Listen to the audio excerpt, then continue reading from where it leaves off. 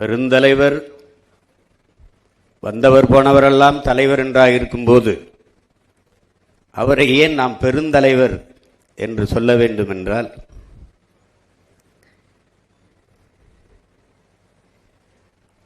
இதுவரை இந்த நிலம் கண்டிராத ஒரு மகத்தான மக்கள் தலைவன் நம்முடைய தாத்தா பெருந்தலைவர் காமராஜர் அவர்கள். எப்பாடுபட்டாவது பதவிக்கு வர வேண்டும் என்று துடிக்கிறவர்களுக்கு மத்தியில் இருந்த பதவியை இளையோருக்கு வெளிவிட்டு விலகிய தலைவன் இந்திய வரலாற்றிலே நம்முடைய தாத்தா பெருந்தலைவர் காமராஜர் அவர்கள்தான்.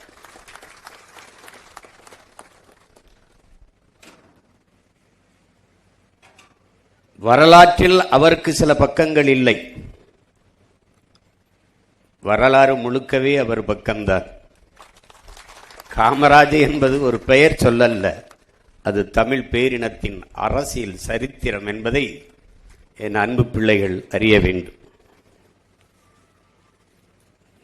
காலத்தின் கடைசி கருணை காமராஜர் என்கிறார் நம்முடைய ஐயா கவியரசு கண்ணதாசன் அவர்கள். அப்படித்தான் என்ன தோணுகிறது, இத்தனை ஆண்டுகளில் அவரை போல ஒரு தலைவர் எவரும் வந்துவிட மாட்டாரா என்று நாம் இன்னும் ஏங்கி நிற்கிற நிலையில்தான் நாடு மக்களும் நிற்கிறோம்.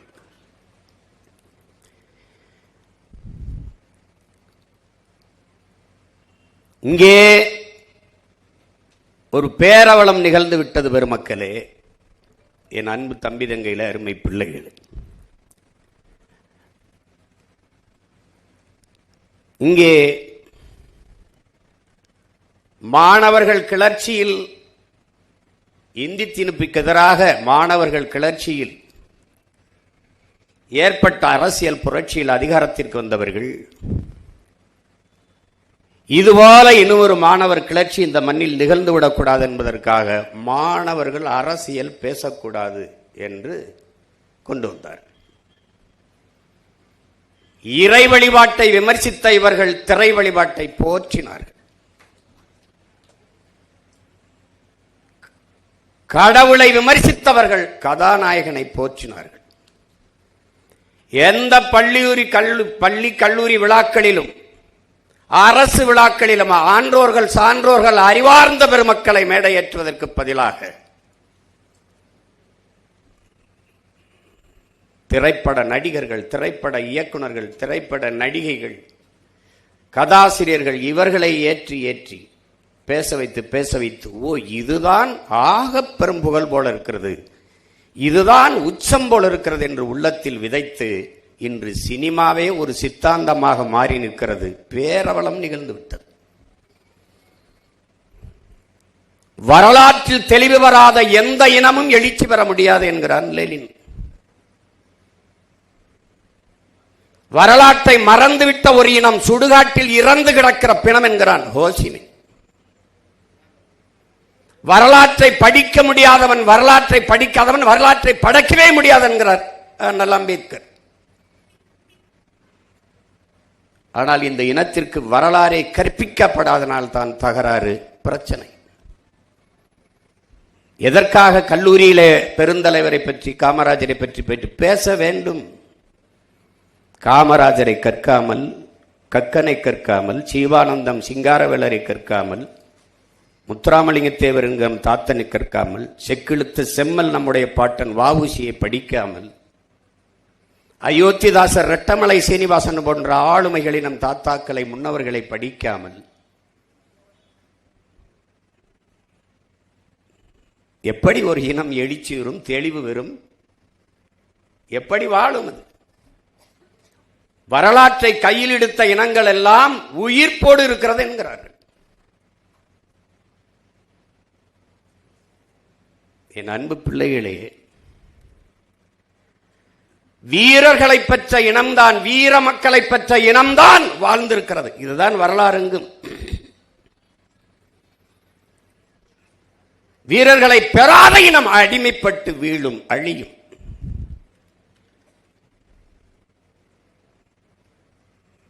அப்படி வீர மக்களை அறிவார்ந்த, அறம் சார்ந்த, ஒழுக்கம் சார்ந்த தலைமுறையை வளர்த்தெடுத்தாமல் போனதின் தடுமாற்றம் இப்போது. இங்கே பேசிய அன்பு குழந்தை பேசினாலே குறிப்புகளோடு பேசுகிறவன் அல்ல தலைவன், குறிக்கோளோடு பேசுகிறவன் எவனோ அவனே தலைவன். தாளில் இருந்து படிப்பவன் அல்ல தலைவன், தலையில் இருந்து பேசுகிறவன் எவனோ அவனே தலைவன்.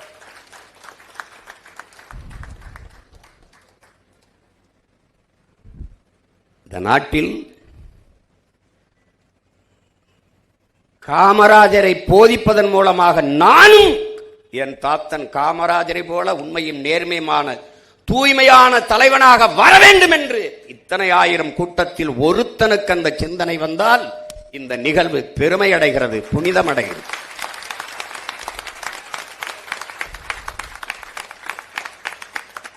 இது சினிமா கதையல்ல, வசனமல்ல என் உடன் பிறந்தார்களே.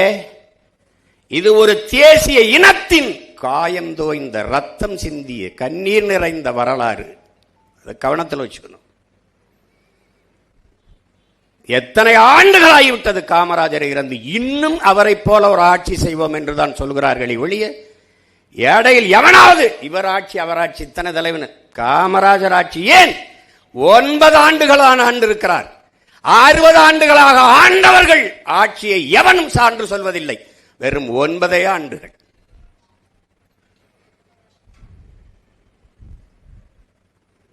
தனக்கென்று ஒரு துணையை கூட கட்டாதவன் தான் இந்த தமிழ் இனத்திற்கென்று பல அணைகளை கட்டினார்.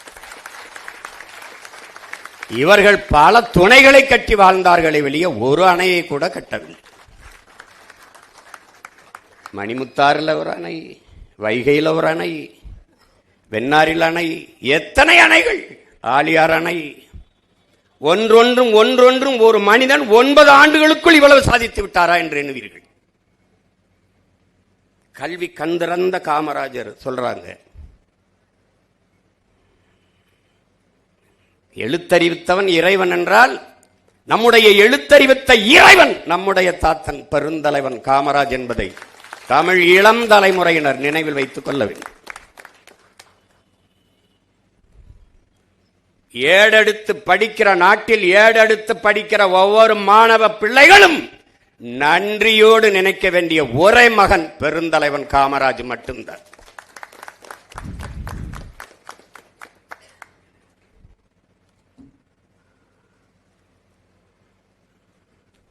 கண்ணுடையர் என்பார் கற்றார், கல்லாதார் முகத்திரண்டு புண்ணுடையருங்கிறார். கல்வியை கண்ணுங்கிறார். கண்ணில் என்ன கல்வி இல்லைன்னா கண்ணாலாத பார்வையற்றவனுக்கு ஒப்பானவன்கிறான். கற்றவருக்கு சென்ற இடமெல்லாம் சிறப்புங்கிறா அவ்வை.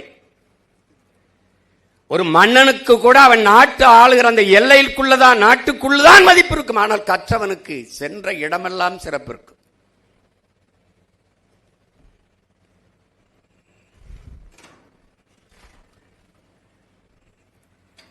நீங்க யோசிச்சு பாருங்க. இங்க பேசினாங்க, இவர் கூட பேசினார், நம்ம தம்பி கூட, சூர்யா உதயசூரியன். கல்வி சிறந்த தமிழ்நாடு என்று பாரதி பாடினான். அவன் பாடி இறந்து 26 ஆண்டுகள் கழிச்சு தான் நாடே விடுதலை அடையுது. அதுக்கு பிறகுதான் தாத்தை முதலமைச்சராக ஆகிறான். அவன் வந்துதான் கல்வியில சிறக்குது. பாருங்க, எல்லாம் சொல்லிட்டாங்க எப்படி எல்லாம் படிக்க வச்சாரு, நம்மளை கல்வி கற்க வச்சாரு. கல்வியின் அவசியம் பாருங்க. அவன் ஏன் மகத்தான மாமனிதனா இருக்கிறான் பாருங்க. மனித மாண்பு என்னன்னா, மனிதனுடைய இயல்பான குணம் என்னன்னா, எனக்கு கிடைக்காதது இந்த உலகத்தில் எவனுக்கும் கிடைக்கூடாது. இப்படிதான் எல்லா பேரையும் சிந்திப்பான். அப்படித்தானே சிந்திப்பான். எனக்கு 2 கண்ணும் போனாலும் பரவாயில்ல, என் எதிரிக்கு அந்த அயோக்கிய பேருக்கு 1 கண்ணாவது போயிடணும், இப்படிதான் நினைப்பான். ஆனால் உலகத்தில் இந்த மண்ணிலே ஒரே ஒரு மகன்தான் தனக்கு கிடைக்காத கல்வி என் நாட்டு பிள்ளைகளுக்கு கிடைக்கணும்னு நினைச்சான். என்ன நினைச்சிருக்கான், நானே படிக்கல, இவெல்லாம் படிச்சு என்ன செய்ய போறான், போடா நீ எல்லாம், உனக்கெல்லாம் கல்வி ஒரு கேடா, உனக்கு படிப்பு ஒரு கேடா, போடா அப்படின்னு சொல்லியிருப்பான். அப்படித்தானே கல்வி மறுக்கப்பட்ட சமூகம் பல ஆயிரம் ஆண்டுகளான எத்தனை மன்னவர்கள், எத்தனை முன்னவர்கள், எவ்வளவு ஜமீன் திவான்கள், அப்போவெல்லாம் நமக்கு வந்து சேராத கல்வி. ஒரு எளிய மகன், ஒரு சாதாரண மகன், அவன் வந்துதான் நமக்கு வந்தது.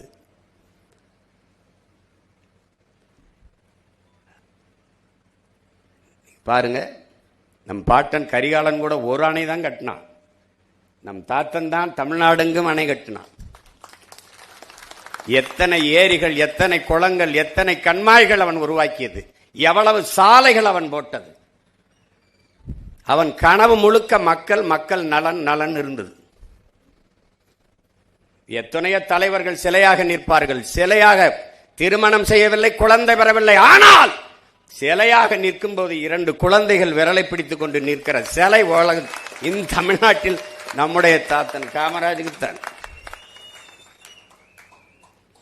ஆழ்ந்த சிந்தனையாளன், பேரறிஞன், நேருக்கே ஆலோசனை சொன்ன, நேரே பல திணறிட்டாப்ல. இந்த திம்மையா இந்த ராணுவ தளபதி ஒரு பேச்சும் கேட்க மாட்டார். சோகத்தில் இருக்காப்ல. சந்திக்க போகும்போது, என்ன இப்படி ஒரு மாதிரி இருக்கீங்க? அவர் நேருகிட்ட என்ன தமிழ்ல பேசியிருப்பார், நல்லா இங்கிலீஷ் பேசுவாப்ல. பெரிய புலமை பெற்ற ஆங்கில மாதிரி இல்ல, கருத்தை கடத்திடுவாரு. இல்லைன்னா இந்திரா காந்தி, லால்பூர் சாஸ்திரி இவர்களையெல்லாம் பிரதமரை உருவாக்கி அவங்களோட எல்லாம் பேசியிருக்க முடியுமான்னு பாருங்க. சாகும்போது தலைமாட்டில் ஒரு புத்தகம் இருக்கு, ஹிட்லரோட மெயின் கேம்புங்கிற வரலாறு, அவனுடைய பயோகிராஃபி தலைமாட்டில். நான் கூட என் நாடு என் மக்கள் எனது போராட்டம் தமிழ் பதிப்பை தான் படித்தேன். என் தாத்தன் தலைமாட்டில் வச்சிருந்த புத்தகம் மெயின் கேம்புங்கிற ஆங்கில பதிப்பு. அப்போ கேட்கும்போது நேரு குழம்பிட்டாப்ல, என்ன செய்யலாம் அப்படிங்கும்போது சொல்றாப்புல, என்ன உங்க பிரச்சனை அப்படின்னு. திம்மையா பேச்சு கேட்க மாட்டார, கிருஷ்ணமேனன் அந்த ஒரு ராணுவ அமைச்சர் பேச்சு கேட்காம பெரிய குழப்பமா இருக்கு காமராஜ். அப்படி அதுக்கு என்ன, அப்படியா ஒன்று செய்யலாம், ஒரு 2 மாதம் அவருக்கு விடுமுறை கொடுங்க, குடும்பத்தோட உலக நாடுகளுக்கு சுற்றுலா போயிட்டு வர சொல்லுங்க, எல்லா நாட்டு ராணுவத்துக்கும் போயிட்டு வரட்டும். நீங்கள் ஒரு போன பிறகு முப்படைகளுக்கும் ஒரே தளபதின்னு இருக்கிறதுனால தானே பிரச்சனை. 3 படையாக பிரித்து, கடற்படை, வான்படை, காலாட்படை பிரித்து, அப்படி 3 படைக்கு வெவ்வேறு தளபதியை போட்டுருங்க. அவர் வந்த பிறகு இதில் ஏதாவது ஒரு படைக்கு தளபதி யாருன்னா 3 படைக்கு தளபதியாக இருந்தவர் கூச்சப்பட்டு வேணாம் பதவின்னு போயிடுவார். பிரச்சனை தீர்ந்துரும்னோடனே கட்டி பிடிச்சது எனக்கு தோணலையேன்னு.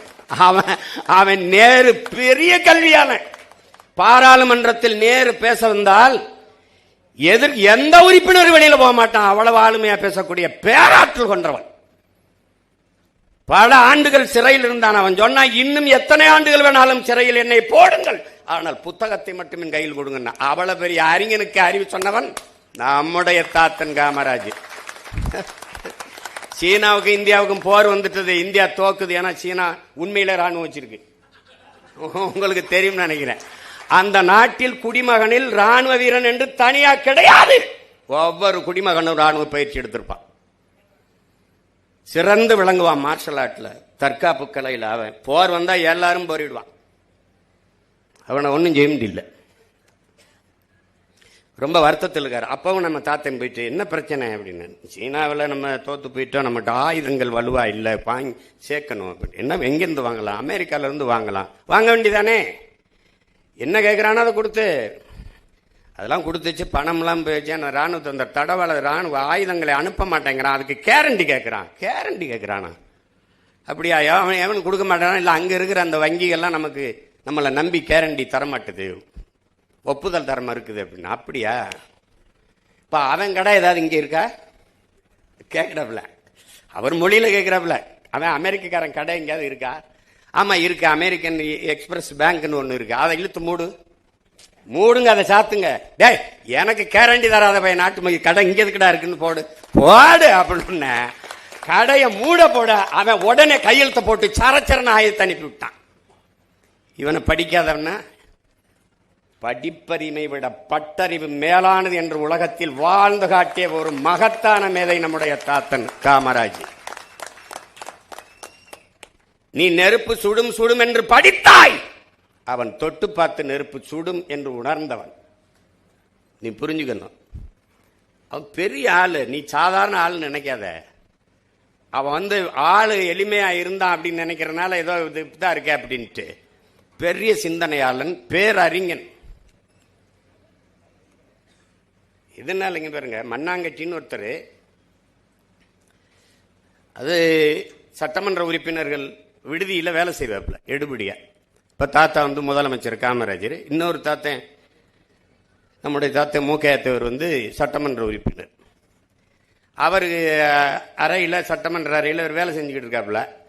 இந்த மண்ணாங்கட்டி 8ஆம் வகுப்பு கூட படிக்காதவங்கெல்லாம் அரசு பணியிலிருந்து நீக்கிறார். சும்மா ஒரு இது பியூன் மாதிரி அரசு பணியிலிருந்து நீக்கிறாரு.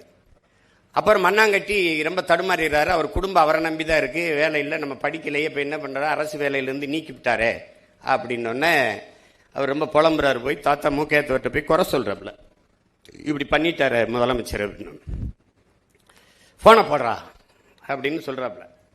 இவர் ஃபோனை போட்டுறாரு. நேர முதலமைச்சர் வீட்டுக்கு போட்டோன்னே யாராவது உதவியாளர்கள் எடுப்பாங்கன்னு நினச்சிக்கிட்டு இருக்காங்க. அவரே எடுத்துறாப்புல. ஐயாவே எடுத்தவனே இவருக்கு என்ன சொல்றன்னு தெரியல.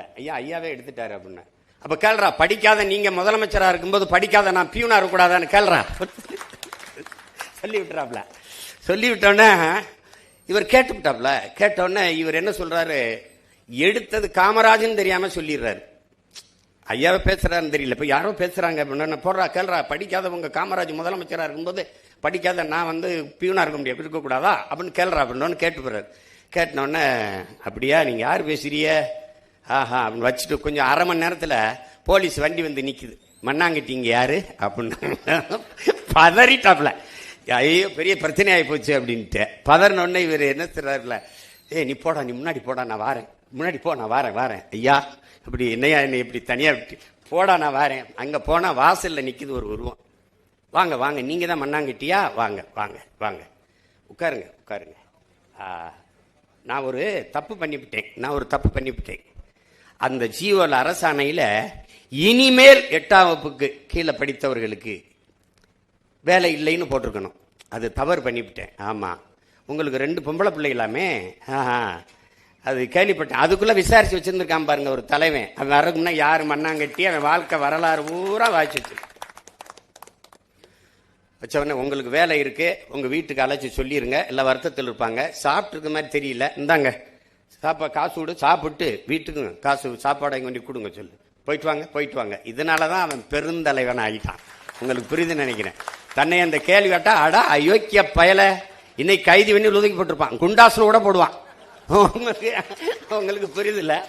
இவன் தான் பாருங்க, சொந்த நாட்டில் ஓட்டு கேட்க வரும்போது ஒருத்தனையும் குட்டி வர்றதில்ல, சும்மா வர்றது.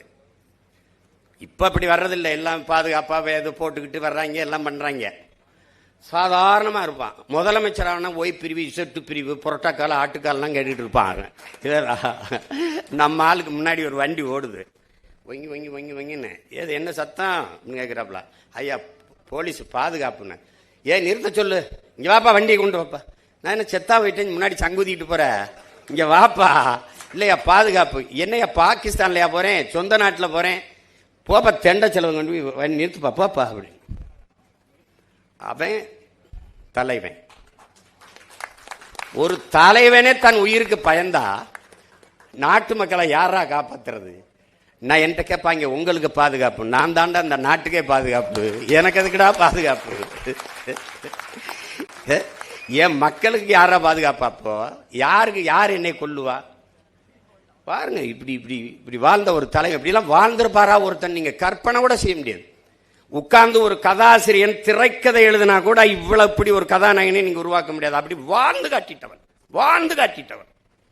ஒரு 2 நிகழ்வு இல்ல, பேசிக்கிட்டே இருக்கலாம். உங்களுக்கு பசி நேரம் ஆயிடுச்சு. நீங்க இன்னொன்னு கவனிக்கணும், ஒரு எப்படிப்பட்ட ஆள்னு பாருங்க, எவ்வளவு நகைச்சுவையான ஆள்னு பாருங்க. ஒரு இதுக்கு போறாப்ல, திருவண்ணாமலையில் தெல்லூர்னு ஒரு இடத்துல கூட்டம் நடக்குது. கூட்டத்தில் பொதுக்கூட்டத்தில் பேசிட்டு இருக்கிறப்பல பேச ஆரம்பிக்கிறாரு. எனக்கு பல தடவை இப்படி பழி வாங்கியிருக்காங்க, மைக்கு சொதப்புது. அது நம்ம 100 கூட்டம் பேசுகிற இடத்துல 2வது இதில் தொண்டையை பிடிச்சிக்கிறோம். அப்புறம் கரபுரன்னு ஐயா எம்ஆர்றத மாதிரி பேசிட்டு இருக்கணும். இவர் என்ன பண்ணுறாரு, மைக்கு, யாரு நீயா, இங்கே வா, என்ன இப்படி மைக்கை வச்சிருக்க, இங்கே வா, இந்த ஆள் மைக் சரியில்லை, இனிமேல் யாராவது இவன்ட்ட மைக் செட் எடுக்காதீங்க, மேடை இல்லை தராப்ல, மைக் செட் எடுக்காதியப்பா அப்படின்னு. அந்த ஆள் பதறி போய், ஆத்தாடி ஐயாவுக்கு இப்படி சுதப்பிருச்சுன்னு அவசரமா சரி செஞ்சு இது பண்ணோடனே மறுபடியும் பேசுறாப்ல. கொஞ்சம் நல்லா பேசிருச்சு. பேசி முடிச்சோடனே அவர் மூஞ்சி பார்க்குறாரு, பரிதாபம் வந்தோடனே, இங்கே வாண்ணே மேடைக்கு வா, இப்படி வா, இருந்தாலு பாருங்க கெட்டிக்காரன் சிறாவில் பாருங்க, பேசாத மைக்க கூட பேச வச்சுட்டான் பத்தியலா. அதனால இனிமே இவரே கூப்பிடுங்க எல்லாருங்க, எல்லாத்துக்கும் இவர் மைக் செட்டை எடுங்கன்றாப்ல. பாதிக்கப்பட்டுருவானா உங்களுக்கு புரியுதா? அப்படி பாதிக்கப்பட்டுருவானா எப்படி மண்ணாங்கட்டிக்கோ அப்படி. அப்புறம் ஒரு இதுக்கு போறாப்புல, இங்கன்னா இது தஞ்சாவூருக்கு இப்படி சுற்றி பார்த்துட்டு வராப்புல. தஞ்சாவூர் பயணம் போயிட்டு வரும்போது ஒரு பழங்கால கோயில், அந்த கோயில் நல்லா கட்டியிருக்கு, பழங்கால கோயில். எத்தனை ஆண்டுகளுக்கு முன்னாடி கட்டினதுன்னு தெரியல யாருக்கும், யார் கட்டியிருப்பான்னு தெரியல. அப்போ நிற்கிற அதிகாரிகள்ட்டெல்லாம் கேட்குறாரு, இது யார் கட்டியிருப்பா, கட்டினது ஏதாவது அடையாளம் இருக்கா, கல்வெட்டில் ஏதாவது பேர் இருக்கானா? அதிகாரிகளுக்கு தெரியல, உள்ளூர்காரனுக்கு தெரியல, ரொம்ப நாள் வாழ்ந்தவனுக்கும் தெரியல, எவனுக்கும் தெரியல. இவ்வளவு காலமாக இருக்கிற இவ்வளோ பெரிய கோயிலை கட்டினவன் பேர் தெரியல, ஒரு மாதம் கூட ஒழுங்காக எரியாத அந்த டியூப் லைட்டுக்கு உபயம் யாருன்னு எழுதி வச்சிருக்கான். ஒரு மாதம் கூட ஒழுங்காக எரியாது, அது இந்த டியூப் லைட்டை போட்டவன் பேர் எழுதி வச்சிருப்பான். புரியுதா அவங்களுக்கு? அன்னைக்கு இத்தனை அணைகளை கட்டினவன் நம்ம தாத்தன் ஒரு இடத்துல காமராஜ் கட்டியதுன்னு போடல, இன்னைக்கு கக்கூஸ் கட்டின பேர் கூட இருக்கு. அது பார்த்தீங்களா? ஐயா ஐயா, நீங்க சென்னை வண்ணாரப்பேட்டையில் கூட்டம் நடக்குது, மேடையில் பேசிட்டு திரும்பி வராங்க ஐயா. வரும்போது நடுவன் தொடர் வண்டி நிலையம், அது சென்ட்ரல் ரயில்வே ஸ்டேஷன் பக்கத்தில் வண்டி போகுது. ஏன் இந்த பக்கம் தான் திருப்புற, வண்டியை எங்கே கொண்டு போற அப்படின்னா, அது வேகமாக ஓடி போய் விக்டோரியா நினைவரங்கத்திட்ட மெமோரி ஹால்கிட்ட போய் போகுது, திரும்பி போகுது. நிற்கும்போது, ஏன் இந்த பக்கமாக சுற்றி வர, நீ போக்குவரத்து விதியை தானே பின்பற்றிருக்கணும். ஐயா இரவு 10 மணி ஆயிடுச்சுன்னா ஐயா கூட்டம் இருக்காதியா, நம்ம வாட்டுக்கு வேகமாக விறுவிறுன்னு போயிடலாம் இல்லையா. ஆள் இருந்தாலும் இல்லைனாலும் எது போக்குவரத்து விதியோ அதை தான் நீங்கள் கடைப்பிடிக்கணும். முதலமைச்சராக இருக்க நம்மளே கடைப்பிடிக்கலன்னா அப்போ நாடு மக்கள் எப்படி சரியாக கடைப்பிடிப்பான்? இன்னைக்கெல்லாம் முதலமைச்சர் பிள்ளைக்கு நாடு ரோட்டில் ஓட்டப்பந்தயம் வைக்குது, இங்கிட்டு ஓடுது அங்கிட்டு ஓடுது, சைக்கிள் ஓட்டுறாங்க. நான்லாம் படுற பாடு, என் வீட்டு பக்கத்தில் தான் இவங்க எல்லாரும் வீடு இருக்கு.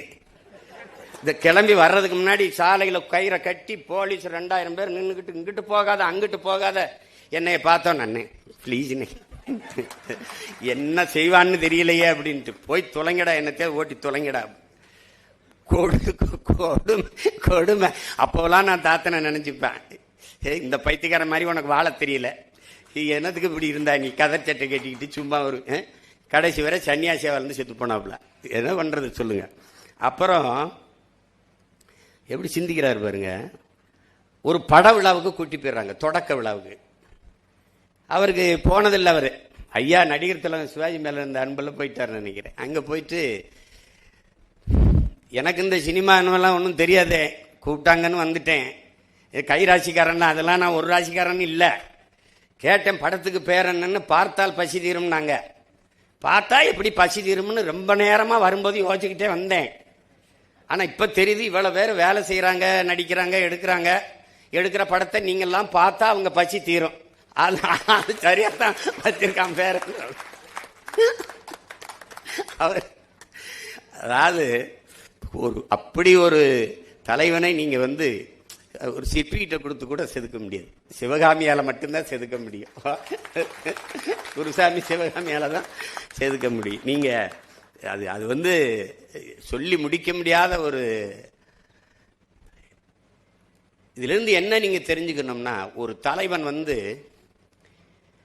ஒரு தவம் போல இருந்து இந்த நாட்டை ஆட்சி செஞ்சிருக்கான். 9 ஆண்டுகள்ல இந்த நாட்டை மிகப்பெரிய உயரத்துக்கு கொண்டு போய் சேர்த்திருக்கான். ஆனால் அதுக்கப்புறம் இந்த நாடு ஒரு அங்குலம் கூட இல்லை, ஊழல் இல்லை, லஞ்சம் இல்லை, முறையான நிர்வாகத்தை கொடுத்துருக்கான். அப்ப இவ்வளவு வருவாய் பெருக்கமும் இல்லை நம்ம கிட்ட, நல்லா நீங்க கவனிக்கணும். ஆனா முதறிஞர் ராஜாஜி அவர்கள் காசு இல்லைன்னு மூடிய 6000 பள்ளிக்கூடங்களையும் திறந்து, அதற்கு மேலே 14,000 பள்ளிக்கூடங்களை திறந்து நம்மளை எல்லாம் படிக்க வைத்து ஒரு மகத்தான தலைவன் நம்முடைய தாத்தன், பெருந்தலைவர் காமராஜர். அதனாலதான் எழுத்தறித்த இறைவன் நம்முடைய தாத்தனுங்கிறான். அத்தா பள்ளிக்கூடம் திறக்கலைன்னா ஐயா ராஜாராம்லாம் ஏது. நான்லாம் அரணையூர்ல சிற்றூர்ல இருந்த தொடக்கப்பள்ளி அவர் தொடங்கினதான். இன்னைக்கு அந்த பள்ளிக்கூடம் நான் படிச்சு முடிச்சுட்டு வெளியில வந்த பிறகு ஓட்டு போடுறதுக்கு மட்டும் வச்சிருந்தாங்க. எப்பாவது சொட்டு மருந்து ஊத்துறதுக்கு ஒரு கூடார மாதிரி வச்சிருந்தாங்க. இப்ப நான் சண்டை போட்டு நான் பணம் கொடுத்து கட்டியிருக்கேன். பள்ளிக்கூடம் கட்டிட்டோம், ஆசிரியர் போட சொல்லி சொல்லி பார்க்குறேன், எவனும் போட மாட்டேங்கிறான். இப்போ வாத்தியார் போட முடியல. எப்படி நிலைமை இருக்கு பாருங்க. படிக்கிற பிள்ளைகள் ஒவ்வொரு சிற்றூர்லையும் ஒரு தொடக்கப்பள்ளி, 3 கிலோமீட்டருக்கு ஒரு உயர்நிலை பள்ளி, மேல்நிலை பள்ளி, அதுக்கப்புறம் 5 கிலோமீட்டருக்கு ஒரு மேல்நிலை பள்ளியை கொண்டு போகணும்னு கொண்டு வந்து படிக்க வச்ச மேதை. அப்புறம் இந்த மதிய உணவு திட்டம், அது காசு இல்லைங்கிறாங்க. எல்லாருமே சொல்றாங்க, அந்த அதிகாரிகள் எல்லாருமே சொல்றாங்க காசு இல்லை, நம்மகிட்ட அவ்வளோ நிதி வலிமை இல்லை அப்படின்னு. இருக்கிற வரை போடுவோம்னே, இல்லைன்னா நான் ஊர் ஊரா மடி ஏந்திட்டு போய் பிச்சை எடுத்துக்கிட்டு வரேன் என் பிள்ளைகளை படிக்க வைக்கணும்னே. பெத்த தகப்பங்கூட சொல்லியிருக்க மாட்டான். பிச்சை உயினும் கற்கை நன்றே கற்கை நன்றேன்னு சொன்ன கொன்றவேந்தன் நமக்கு ஞாபகம் வருது. பிச்சை அவன் சொல்லிட்டு போனான், அதை படித்தானா காமராஜன் தெரியாது, ஆனால் அவன் தான் சாதிச்சு காட்டினான். பிச்சை எடுத்துக்கிட்டு வந்தாது என் பிள்ளைகளை படிக்க வைக்கிறேன். மக்கள் இயக்கமா மாத்தினான். விறகு இருக்கிறவன் விறக கொடுத்தான், அரிசி இருக்கிறவன் அரிசியை கொடுத்தான், காசு இருக்கிறவன் கொஞ்சம் காசை கொடுத்தான். ஒண்ணும் இல்லாதவன் வந்து தாய் தந்தை அந்த அக்கா தங்கச்சி வந்து சமைச்சு போட்டு போயிட்டாங்க. மக்கள் இயக்கமாக மதிய உணவு திட்டத்தை கொண்டு வந்தார். அதை பின்னாடி அதை நிறைய பேர் அது ஐயா எம்ஜிஆர்லாம் வந்து சத்துணவு திட்டம் அப்படிலாம் மாத்திக்கிட்டாரு. அவர் சொன்ன மாதிரி, நீங்க சொன்ன மாதிரி இலவசம் என்று இந்த நாட்டில் இருந்திருக்க வேண்டியது கல்வி, மருத்துவம், குடிநீர். ஆனால் இன்றைக்கு எது இலவசமா இருக்குன்னு பாருங்க. கோயம்புத்தூர்ல இருந்து மருத்துவக் கல்லூரியை தொடங்குறதுன்னு பெரிய இந்த பணக்காரங்க கொஞ்சம் பேர் வந்துட்டாங்க. வீட்டு வாசல் இருந்து என்னென்ன ஐயா அந்த மாதிரி மெடிக்கல் காலேஜ், அதுக்கு என்ன பண்ணணும், நாங்கள் எல்லாரும் சேர்ந்து ஒரு 20 லட்சம் போடுறோம், நீங்க ஒரு 50 லட்சம் போட்டீங்கன்னா 80 லட்சம் போட்டீங்கன்னா ஓஹோ நல்லா வியாபாரம் பார்க்கலாம்னு நினைக்கிறீங்களோ? இதுக்கு எதுக்கு இவ்வளவு தூரம் வந்தீங்கன்னு ஒரு கடித எழுதியை போட்டிருந்தீங்கன்னா நான் முடியாதுன்னு ஒரு பதில் கடிதத்தை போட்டு வேலையை பார்த்திருப்பேன்ல.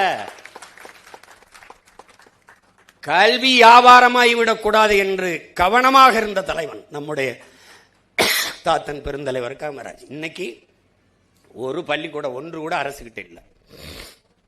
கொடுக்கிற அனுமதிகள் பூரா மிகப்பெரிய வகுப்பறைகள் வர்த்தக அறைகளாக மாறிடுச்சு, அறிவு கருவறை வியாபார அறையாக மாறிடுச்சு. அப்ப அந்த நிலையில் அவர் மருத்துவம் அவர்கிட்ட இருந்துச்சு, கல்வி அவர்கிட்ட இருந்துச்சு, போக்குவரத்து அவர்கிட்ட இருந்துச்சு. இன்னைக்கு எதுவும் நம்மகிட்ட இல்லை, எதுவும் நம்மகிட்ட இல்லை. நீங்க வந்து என் அன்பு பிள்ளைகள் அரசியல் கற்கணும். உங்களுக்கு ஒன்று சொல்லுவேன், இந்த எந்த பேராசிரியர் எந்த ஆசிரியர் சொன்னாலும் கேட்காதீங்க. நான் உங்கள் உடன் பிறந்தவன், உங்க மேல இருக்கிற பேரன்பின் காரணமா இதை சொல்றேன், பெரும் அக்கறையின் காரணமா சொல்றேன். அரசியலை கற்பிக்காதது கல்வியே இல்லை. அரசியலை தாண்டிய கல்வி உலகத்திலே கிடையாது. அரசியல் என்ற எண்ணம் இல்லாதவன் மனிதனாக இருக்க முடியாது. அண்ணல் காந்தியடிகள், அரசியல் வேண்டாம் என்று நீ விலகி நிற்கலாம், ஆனால் அரசியல் உன்னை விட்டு ஒருபோதும் விலகாது. அரிஸ்டாட்டில். இது நல்லா கவனிச்சுக்க. நீ அரசியல் வேண்டாம் என்று விலகி நின்றால் எவனை வெறுக்கிறாயோ அருவருக்கிறாயோ அவன் ஆட்சியன்களை வாழ நேரிடும்ங்கிறான் பிளாட்டோ.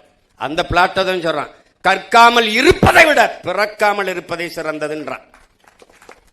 ஆனா நம்மளை எல்லாம் கற்க வச்சான் ஒரு தாத்தன். அவன் கற்கல, என்ன பள்ளிக்கூடம் போய் படிக்கல வந்தான், அவ்வளவுதான். அவரை கேள்வி பண்ணாங்க, இவர் ஒரு படிக்காதவர், இவர் கல்லூரி போகாதவர், இவருக்கு என்ன இருக்குது அவருக்கு என்ன இருக்குது அப்படின்ட்டு. அவருக்கு என்ன பூகோளம் தெரியாது, வரலாறு. அவர் சொல்லி மேடையில் சொல்றப்ப நான் படிச்சவன்னு ஒருபோதும் சொல்லலையே, எனக்கு பூகோளம் தெரியாதுதான்.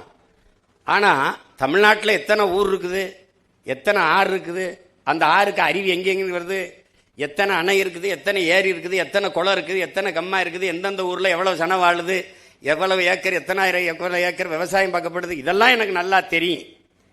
ஆனா நீங்க இந்த படம் போட்டு புத்தகம் கட்டி புத்தகத்தில் வச்சிருக்கிறது பூகோளம்னீங்கன்னா அந்த பூகோளம் எனக்கு தெரியாது. அதாவது எல்லாமே அவருக்கு தெரியுது. நீ புத்தகத்தில் வச்சிருக்கிறத நான் படிக்கலையே ஒழிய எனக்கு தெரிஞ்சது உன் புத்தகத்தில் இல்லை. அதுதான் இங்க இருக்கிறது. அப்ப ஒரு அரிதுன்னு அரிதா. நீங்க பார்த்தீங்கன்னா தாத்தா விருதுநகர்ல தோத்து போயிடுறாங்க. தோத்து போனோடனே பேரறிஞர் அண்ணா கிட்ட போய் ஆசை தம்பின்னு போய் சொல்றாரு, ஐயா இந்த மாதிரி அண்ணா நம்ம காமராஜ் தோத்துட்டாரு அப்படின்னு மகிழ்ச்சி அடைகிறாப்ல, சந்தோஷமா தோத்துட்டாரு அப்படின்னு. ஒரு கண் கலங்கி சொல்றாரு, சந்தோஷப்படாதீங்க ஆசை தம்பி, ரொம்ப சங்கடப்படுவீர்கள். மகத்தான ஒரு மக்கள் தலைவனுக்கே இந்த நிலைமை என்றால் நமக்கெல்லாம் என்ன நிலைமைன்னு எண்ணி பாருங்கன்றாப்ல. இன்னொரு கட்சி தலைவருடைய அவரை எதிர்த்து தான் அரசியல் செஞ்சிருக்காரு. அந்த கட்சி தலைவரின் தோல்விக்கு வருந்துகிறார் பேரறிஞர் அண்ணா அவர்கள். இன்னைக்கு அடுத்தவர் தோல்விக்கு கைகட்டி சிரிக்கிறார்கள், ஏளனம் செய்கிறார்கள். அரசியல் மாண்பில்லாமல் போச்சு. அண்ணாதுரை அமெரிக்காவுக்கு போகும்போது நிக்சன் சந்திக்க மறுத்துறார் அமெரிக்க அதிபர். நிக்சன் இங்க வரும்போது ஒரு இந்தியாவில் ஒருத்தரை சந்திக்க நினைக்கிறாரு, அது நம்ம தாத்தா காமராஜர். அவனுக்கு ஏதோ அவரை பிடிக்க பாத்திரம் எப்படியாதுன்னு நினைக்கிறாப்புல. நம்மால திமிரல நிக்சன் எல்லாம் நான் பார்க்க முடியாதுன்றாப்புல. என்ன அப்படி சொல்லி அவர் அமெரிக்கா யாரா இருந்தா என்ன, நம்ம அண்ணாதுரையை சந்திக்காம மறுத்துட்ட போது நான் ஏன் அவனை போய் சந்திக்கணும்? எப்படி பாருங்க, அண்ணாதுரை சந்திக்கலையா, நம்மளை சந்திக்கிறாரா, வெறுப்புக்காவது அவரை சந்திப்போம்னு நினைச்சு சந்திக்கிறாள் இன்னைக்கு இருக்கு. அவ்வளவு அரசியல் மாண்பும் நாகரிகம் கொண்டு அரசியல் தீண்டாமை துளியும் இல்லாத வாழ்ந்த பெருமக்கள் அன்று வாழ்ந்திருக்காங்க. அதனால மகத்தான தலைவர்கள்லாம் இந்த மண்ணில் வாழ்ந்திருக்கிறாங்க. அதுல நீங்க வரலாற்றில் காமராஜர்லாம் இன்னைக்கு பாடமாக இருக்குதா, படிக்க முடியுதான்னா எனக்கு தெரியல. நீங்க வள்ளுவத்தை திருக்குறளே படிக்க கற்பிக்க ஆள் இல்லை. இப்ப ரொம்ப கடினம்தான் நாட்டு நிலைமை. ஆனால் இதுக்கு ஒரு காலம் வரும், காலம் வரும்ல. பெருந்தலைவர் ஆட்சி மீண்டும் வரணும்னாலும் அவன் பேரன் ஆட்சி வந்தாதான் வரும். அது இல்லைன்னா கஷ்டம். படம் இல்ல காமராஜ் எங்களுக்கு, படம் இல்லை எங்களுக்கு, படிப்பினை பாடம் வரலாற்று பெருந்தடம் எங்களுக்கு காமராஜ். அது சிலை இல்ல, எங்கள் ஆள் மனதில் ஒவ்வொரு நொடியும் கொதிக்கிற உலை. அது உலை, அதை நீங்க புரிஞ்சுக்கணும். சும்மா ஏதாவது வருஷத்துக்கு ஒரு தடவை மாலை போட்டு கும்பிட்டு போற கூட்டம் இல்லது. அவன் என்ன செஞ்சான், அவன் நேர்வழி தடத்தில் பயணிச்சு இந்த நாட்டையும் மக்களையும் நல்வழிப்படுத்துவது ஒன்றுதான் கனவா இருக்கணும். அது இன்றைய தலைமுறை தமிழ் பிள்ளைகளுக்கு தேடி தேடி படிங்க, படிங்க. நீங்க பாடத்தை மட்டும் படித்தா அதுதான் அறிவு நினைச்சீங்கன்னா கஷ்டம். அதுதான் அது கஷ்டம், அது ரொம்ப கடினம். அதை தாண்டிய கல்வி இருக்குது, அதை படிக்கணும். இன்னைக்கு சூழியல், அறிவு, பொருளியல் இதெல்லாம் நீங்க படிக்கணும். அரசியல் என்பதை ஒரு வாழ்வியல் என்று நீங்கள் உணருங்க. அறிவியல் புவியியல் போல வாழ்வியல். ஏன் அதை சொல்ற அண்ணே? உங்கள் வாழ்வில் பிறப்பிலிருந்து இறப்பு வரை அனைத்தையும் தீர்மானிப்பது அரசு. அந்த அரசை தீர்மானிப்பது அரசியல். அந்த அரசியலை நாம சரியா பண்ணல அப்படின்னா தடுமாறிடும். அதனால நீங்க என்ன படிக்கணும், அதுக்கு என்ன வேலை, அதுக்கு என்ன சம்பளம், அந்த வேலையை நீங்க எங்க பார்க்கணும், எல்லாத்தையும் அரசு தான் தீர்மானிக்குது. பிறப்பு சான்றிதழிலிருந்து இறப்பு சான்றிதழ் பெறுகிற வரை தீர்மானிப்பது அரசியல். அந்த அரசியலை கற்றுக்கொள்ளுங்கள், அதில் ஆழ்ந்த அறிவு தெளிவு பெறுங்கள். இல்லை என்றால் நாட்டை நீங்கள் நல்வழிப்படுத்த முடியாது. ஒரு பதறி சமூகமாக நாம் மாறிப்போம். இப்ப நமக்கு எந்த பெருமையும் வெளியில போய் சொல்ல முடியாது. நாங்கள்லாம் சேர சோழ பாண்டிய வம்சம், நாங்கள்லாம் தெரியுமா, எங்களுக்கு உலகத்துக்கு பொதுமறை தந்தவன், எங்களை போல ஆக செழுமையான இலக்கிய வளம் கொண்ட இனத்தை உலக வரலாற்றில் காட்டுங்கள். அதெல்லாம் ஒன்றும் பேச முடியாது, ஒரு பெருமையும் பேச முடியாது. நீ இப்ப இருக்கிற நிலைமையில நீங்கள அதெல்லாம் நீங்களடா அப்படின்னு. அதனால இத மறுபடியும் சொல்வேன், தமிழர் என்றொரு இனம் உண்டு, தனித்தே அவருக்கு ஒரு குணம் உண்டு. அமிழ்தம் அவரது மொழியாம், அன்பே அவரது வழியாம்னு நம்முடைய தாத்தன் நாமக்கல் கவிஞன் பாடுறான். தமிழன் என்ற ஒரு இனம் உண்டு, தனித்தே அவருக்கு ஒரு குணம் உண்டு, மானமும் வீரமும் அவருக்கு உயிரென்று உலகத்திற்கு காட்டியவன் என் உயிர் தலைவன் மேதகுவே பிரபாகரன் அவர்.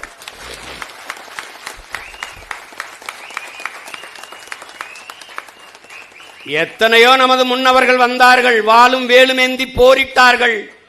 அப்போதெல்லாம் உலகம் சென்று சேராத தமிழனின் மானமும் வீரமும் என் உயிர் தலைவன் ஏந்திய துப்பாக்கியில் உலகம் திரும்பி பார்த்தது.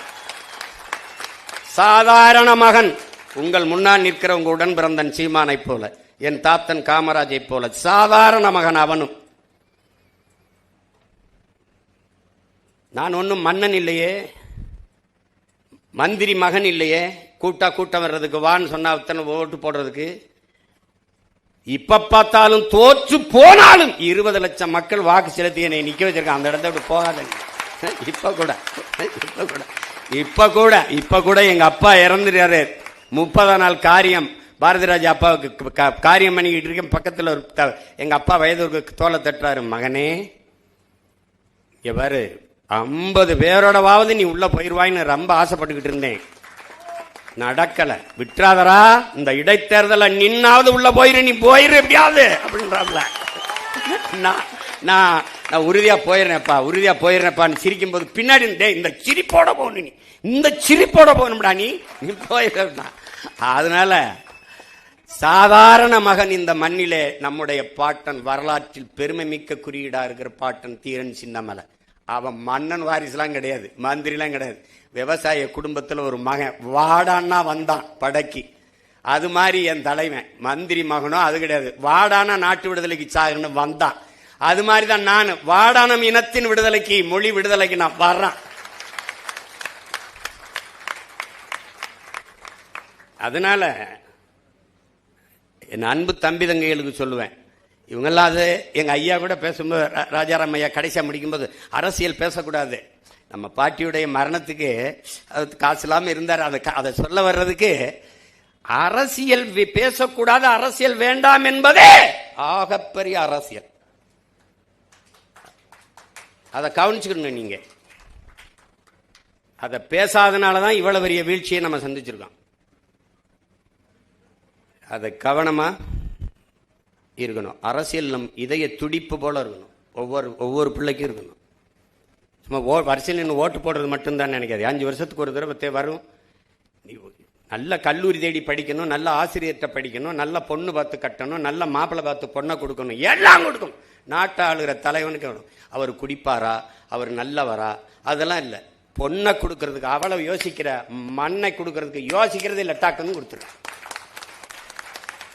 அதனால எவ்வளவு பிரச்சனைகள் வரும் நீ பார். இன்னொரு 4 வருஷம் கழிச்சு என்னை தேடி வருவே, அவர் ஒவ்வொருத்தரா கூப்பிடுவா, அவர் ஏப்பா அதனால கொண்டு வாப்பா அப்படின்னு.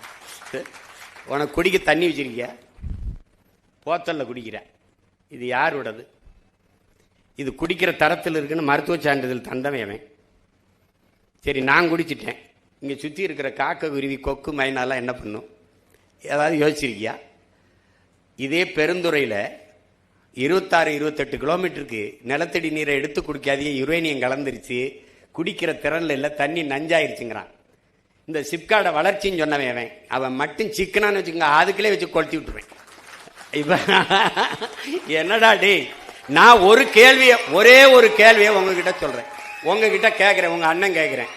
தொழிற்சாலை வளர்ச்சி என்று சொன்னீர்கள், சிப்காடு வளர்ச்சி, அது வளர்ச்சி, இது வளர்ச்சி என்றீர்கள். சரி, எல்லாம் வளர்ச்சி என்றால், இந்த சிப்காடு வளர்ச்சி என்றால், அப்புறம் எதுக்கு எங்க ஆத்தாவுக்கு 2500 கொடுக்கிற? வேலை வாய்ப்பு வரும், எல்லோருக்கும் வேலை வாய்ப்பு வரும் என்றால், வேலை இல்லாத இளைஞனுக்கு எதற்காக 4000 கொடுக்கிற? என்ன வளர்ச்சி இது? அப்ப வளரல. நீங்க வந்து இப்ப உங்ககிட்ட கேட்கிறேன், ஜல் ஜீவன் ஒரு திட்டம் வருது, மத்திய அரசு தண்ணி கொடுக்குது. தண்ணியை டெல்லியில இருந்து கொண்டு வருமா, இங்க இருந்து கொண்டு வரும்? இங்க இருந்தானே எடுத்து கொடுக்கும். ஏன் மண்ணில் இருந்து என் மக்களுக்கு தண்ணி எடுத்து கொடுக்கறதுக்கு நீ எதுக்கு வராங்க? எதுக்கு வர? இந்த சூயஸ்ங்கிறவன் யாரு? அவன் யாரு? இதெல்லாம் படிக்கணும், நீ படிக்கணும், தயவு செய்து படிக்கணும். ஐயா நக்கீரன் எழுதுன நீர் எழுத்து படிக்கணும். அண்ணன் சொன்னதுக்காக அந்த புத்தகத்தை வாங்கி படிக்கணும். சின்ன புத்தகம் தான், ரொம்ப படிக்காத, 10 பக்கத்திலே எல்லா செய்தி வந்துடும். அவன் அந்த அயோக்கிய பிரான்ஸ்ல இருந்து போய் உலக வங்கியில கடன் வாங்குது, அந்த பொலிவியா 250 கோடி. அதுக்கு அவன் சொல்றது, இவனுக்கிட்ட உன் நதியை கொடுன்றான். சரி, நதியை தானே கேட்கிறான், என்ன பண்ண போறான்னு கொடுத்துறான். அவன் அதுல இருந்து நதியிலிருந்து தண்ணி எடுக்காத, விவசாயத்துக்கு பயன்படுத்தாத, ஒரு சொட்டு தண்ணி உனக்கு உரிமை இல்லை, நதி என்னதுன்றான்.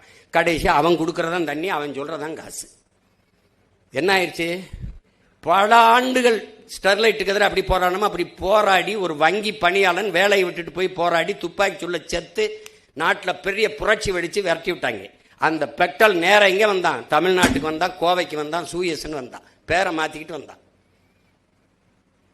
என்னுடைய பவானி ஆத்து தண்ணீரை எடுத்து கொடுக்கறதுக்கு இவன் யாரா? 3150 கோடி அது காசை கொடுத்துட்டு வர்றான். 3150 காசை கொடுத்து நமக்கு இந்த தண்ணி எடுத்து கொடுக்கறதுக்கு இந்த தனியார் நிறுவனத்துக்கு ஆசையா? சொல்லு பாப்போம்.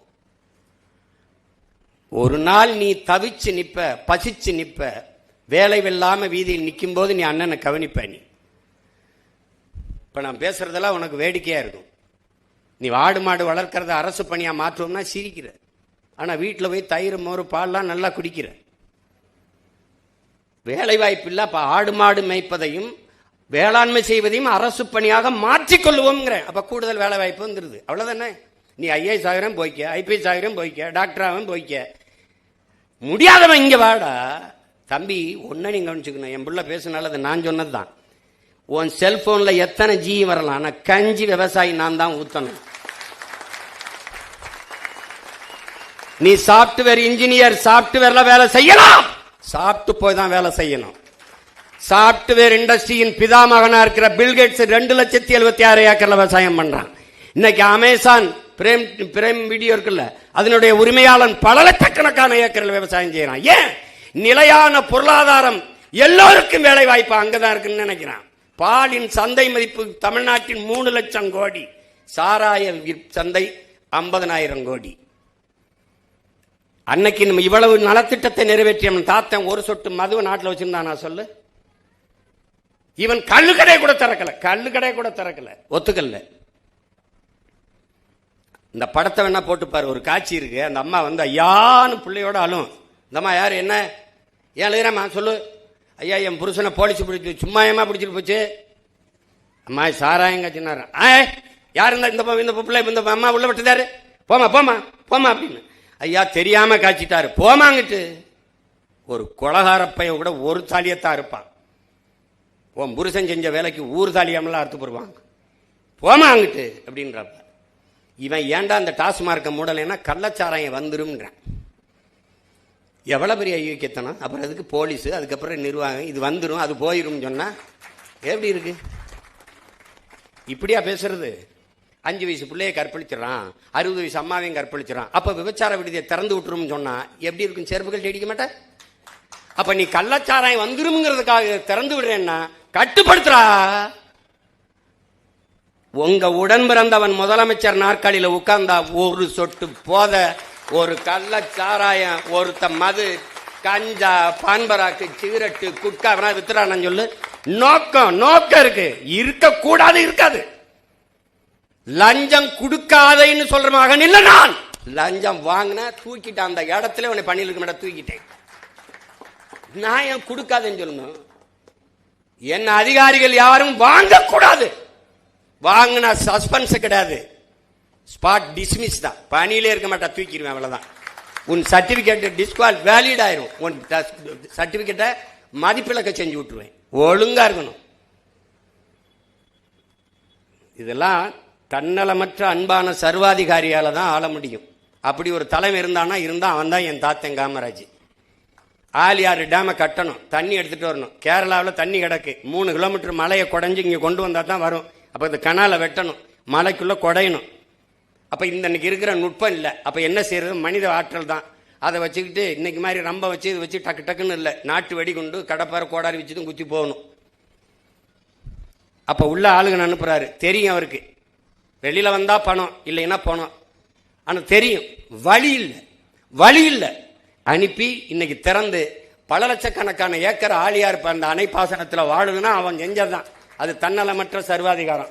வைகை அணையை கட்டணும், 20 கிராமத்தை வெளியேற்றணும், கத்துவான் மக்கள். ஆனா இன்னைக்கு பல லட்சக்கணக்கான ஏக்கர், பல 100 கிராமங்கள் வாழுது என்றால் அவன் செஞ்ச தன்னலமற்ற அன்பான சர்வாதிகார ஆட்சியால தான். அப்படி ஒருத்தனால தான் செதுக்க முடியும், இல்லைன்னா ஒன்றும் பண்ண முடியாது.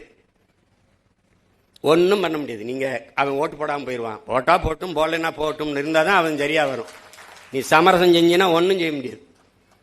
அந்த நேர்மை அவர்கிட்ட இருந்தது, சாதிச்சாரு. செய்யணும்னு நினைச்சாரு, செஞ்சாப்ல.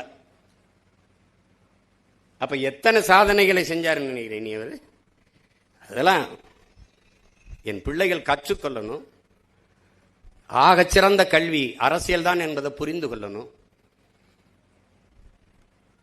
இவங்க பாடம் நடத்துவாங்க, ஆசிரியர். இது இப்போ தன்னாட்சி அதிகாரம் பெற்ற கல்லூரின்னு இதெல்லாம் தீர்மானிச்சது யாரு? ஐஏஎஸ் எங்கே வேலை பார்க்கணும், இந்த மருத்துவக் கல்லூரிக்கு டீன் யாரு, இதுக்கு யார் ஐபிஎஸ், இதையெல்லாம் தூக்கி தூக்கி போடுறவன், அங்கே போடுறவன் இங்கே போடுறவன் யாரு? நாட்டை ஆளுகிற தலைவன். அந்த தலைவன் சரியில்லைன்னா இது எல்லாமே சரியில்லாமல் போயிடும். அப்ப நீ அந்த தலைவனை தேர்வு செய்யற பணியில நீ சரியா இருந்துடணும். அதுதான் முக்கியம். 6 மாசத்தை கட்டி கிழிக்கிற சுடிதாரு, பேண்ட் சட்டை சேலையை போய் புரட்டி புரட்டி எடுக்கிற. 5 வருஷம் உன் எதிர்காலத்தை தீர்மானிக்கிற தலைவனை ஒண்ணுமே தெரியாம போட்டு வந்துடுற, ஓட்ட போட்டு வந்துடுற. என்ன இது? இதெல்லாம் அறிவு இருக்கிற மக்கள் செய்யற செய்யல, கற்றவர்கள் செய்யற செய்யல. போய் பாரு, கேரளாவெல்லாம் காரி துப்புறான். ஆந்திரா கேரளாலாம் நம்மள காரி துப்புறான் ஒருத்தன். எது நான் கூட என்னுடைய தன்மை நிலைப்படத்தில் வச்சிருக்கேன், அதை சிரிக்கிறேன். அதனால என் அன்பு பிள்ளைகளுக்கு சொல்லுவேன், ஒரு பெருமைமிக்க விழா இது, ஒரு அரிய வாய்ப்பு உங்களுக்கு. இனிமேலா இந்த நொடியில் இருந்தாவது காமராஜ் யாருன்னு தேடி படிங்க. சின்ன சின்ன புத்தகங்கள் இருக்கு. இங்கே கூட நம்ம கல்லூரி நிர்வாகத்திலிருந்து கூட அந்த புத்தகங்களை கல்லூரி நூலகத்தில் வைக்கலாம். அதோட நம்முடைய இன முன்னோர்களின் வரலாறை சிறு சிறு முக்கிய செய்திகளை தொகுத்து கொடுக்கலாம். அது சம்பந்தமாக மாணவர்களே பட்டிமன்றம், எப்படி இந்த பச்சை பிள்ளை இப்படி பேசுனா அது மாதிரி பேச வச்சு நம்முடைய பிள்ளைகளை தர்க்க அறிவை, தடையின்றி பேசுகிற ஆற்றலை அதை கொண்டு வரணும். அதை கொண்டு வர்றதுக்கு வளர்த்து எடுக்கணும். அப்படிலாம் நாங்கள்லாம் இல்லைன்னா இன்னைக்கு ஐயா ராஜாராம் மாதிரி நம்ம சிறைத்துறை அதிகாரி மாதிரியான ஆட்கள் எப்படி வந்திருக்க முடியும்? எனக்கெல்லாம் என்ன யாரும் இப்படி பேசணுங்க சொல்லி கொடுத்தாங்களே? ஒன்றும் இல்லை, ஒரு வெறி தான். அதனால என் அன்பு தம்பி தங்கைகளுக்கு சொல்லுவேன், அருமை உடன் பிறந்தார்களுக்கு சொல்லுவேன், இந்த நாடு உங்களுடையது, என்னுடையதும் கூடத்தான். எப்படி பார்த்தாலும் இந்த நாடு உங்களுடையது. உங்களை நம்பிதான் இந்த நாட்டு மக்களின் எதிர்காலம் ஒப்படைக்கப்பட்டிருக்கிறது என்பதை உணர்ந்து கற்றறிந்த சான்றோர்களாக, அறிஞர்களாக, ஒழுக்கத்தில், நேர்மையில், உண்மையில் சிறந்த பிள்ளைகளாக நீங்கள் வளர்ந்து வர வேண்டும் என்பதுதான் இந்த நிகழ்வின் நோக்கம். அதற்கு சான்றாக வாழ்ந்து காட்டிய ஒரு மகத்தான தலைவனை உங்களுக்கு இந்த பெருவிழாவின் மூலமாக எடுத்து எல்லோரும் பேசியிருக்கிறோம். அதை அறிந்து தெளிந்து என் அன்பு பிள்ளைகள் சிறந்த மாணவர்களாக வர வேண்டும். இங்கே பல போட்டிகளில் பங்கேற்று பரிசு பெற்ற மாணவர்களுக்கெல்லாம் என்னுடைய வாழ்த்துக்கள். நல்லாசிரியர் விருது பெற்ற பேராசிரியர் பெருமக்களுக்கெல்லாம் என்னுடைய அன்பு நிறைந்த வாழ்த்துக்கள். நீண்ட புகழோடு தமிழ் மக்களின் நெஞ்சமெல்லாம் நிறைந்திருக்கட்டும் நம்முடைய பெருந்தலைவரின் புகழ். இந்த நிகழ்வு சிறப்பாக நிகழ உழைத்த எல்லோருக்கும் என்னுடைய அன்பும் வாழ்த்துக்களும். உங்கள் இவ்வளவு நேரம் பசியோடு நீங்கள் கேட்டுக்கொண்டிருந்தமைக்கு என்னுடைய அன்பும் நன்றியும். ஏன்னால் செவிக்கு உணவு இல்லாத போது சிறிது வயிற்றுக்கு வீயப்படுங்கிறான். நம்ம தாத்தன் தான் செவிக்கு உணவளித்து வயிற்றுக்கு வீய்ந்து படிக்க வச்சோம், அவன்தான். அதனால் நீங்கள் இந்த அரிய வாய்ப்பை தந்த கல்லூரியின் நிர்வாகத்திற்கும், அமைதியாக என்னுரை கேட்ட என் உடன் பிறந்தார்கள் அனைவருக்கும் என்னுடைய அன்பும் வாழ்த்துக்களும். புரட்சி வெல்லட்டும். நன்றி, வணக்கம்.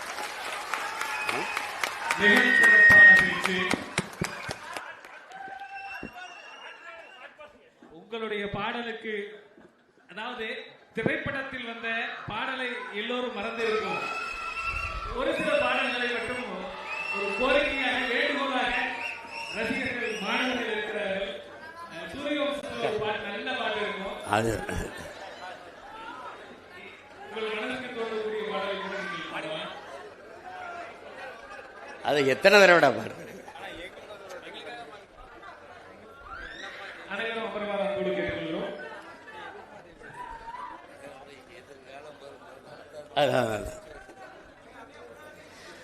மனசெல்லாம் பந்தலிட்டு மல்லிக்கொடியா விட்ட, உசுருக்குள் கோயில் கட்டி ஒன்ன கொழு வச்சு கொண்டாடினே. மழை பெஞ்சா தானே மண் வாசம், ஒன்னு நினைச்சாலே பூவாசந்தான். மலமேல் விளக்காய் ஏற்றி வைப்பேன், உன்னை படம் போல் மனசில் ஏற்றி வைப்பேன். இவ்வளவு நேரம் நான் பேசுறது எதுவும் உங்க மனசுல நிக்கல.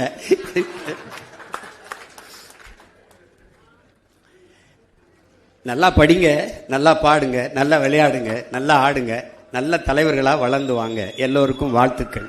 நன்றி.